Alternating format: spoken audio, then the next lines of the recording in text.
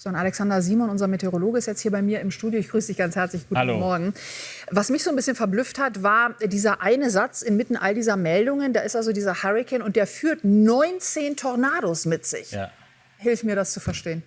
Also die Tornados sind schon bei diesen ein ganz großes Thema, weil gerade in die Atmosphäre so stark in Bewegung ist, dass einfach ganz schnell solche Tornados mitkommen. Wir schauen uns aber zunächst erstmal an, wo der Wirbelsturm eigentlich auf Land getroffen ist. Und er hat jetzt die Westküste von Florida in den letzten Stunden ja schon erreicht und ist kurz vor der Landung an der Westküste von Florida noch herabgestuft worden zu einem Wirbelsturm der Kategorie 3.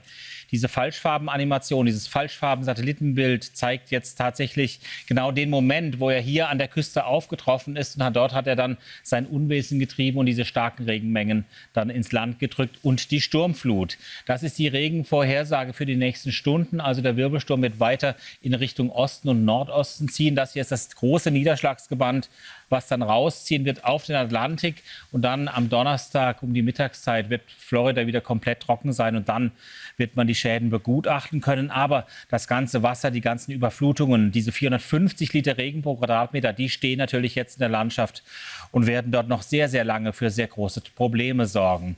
Und hier schauen wir noch mal ganz kurz auf die Tampa Bay. Das ist hier diese Bucht, die sich zum Golf hin öffnet. Und gerade hier steht eben dieses Tropicana Field. Hier eine Aufnahme von Google Earth, wie es eigentlich aussieht. Da ist dieses Dach dann vorhanden. Es scheint so eine ganz leichte Struktur zu haben und es hat einfach diesem Wirbelsturm mit diesen Windstärken von bis zu 200 Kilometern pro Stunde nicht standhalten können. Also hier an dieser Struktur dann direkt solche Schäden und tatsächlich ist dieses Gebäude 1990 gebaut worden. Wirbelsturm Andrew war 1992 und genau nach dem Wirbelsturm Andrew in Florida haben sich ganz viele Bauvorschriften geändert. Seitdem müssen die Gebäude ganz fest und stabil gebaut sein. Natürlich hier auch ganz eindrücklich 8 Meter hohe Wellen von dieser Boje aus aufgenommen. Und dann der Wirbelsturm hat seine Energie aus dem Golf von Mexiko genommen. Und schauen Sie sich an auf dieser Karte, wie warm das Wasser im Golf von Mexiko ist. Hier oben ist die Legende.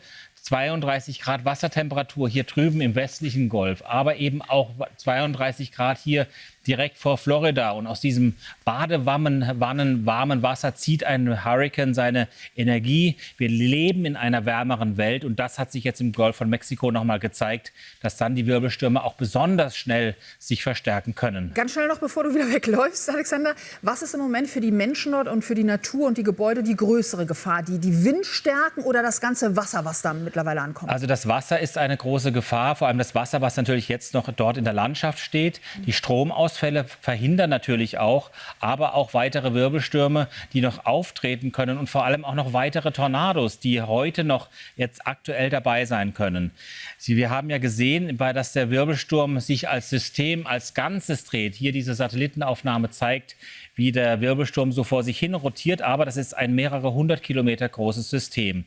Die Atmosphäre ist dann so stark in Bewegung, an unterschiedlichen Höhen, in unterschiedliche Richtungen, dass sich eben auch dann ganz leicht Tornados ausbilden können. Deswegen haben wir jetzt diese eindrücklichen Berichte, dass es eben auch große Tornadoschäden gegeben hat. Und Sie sehen jetzt hier so eine Aufnahme von einem Tornado, der während des Wirbelsturms Milton dann durch Florida durchgezogen ist.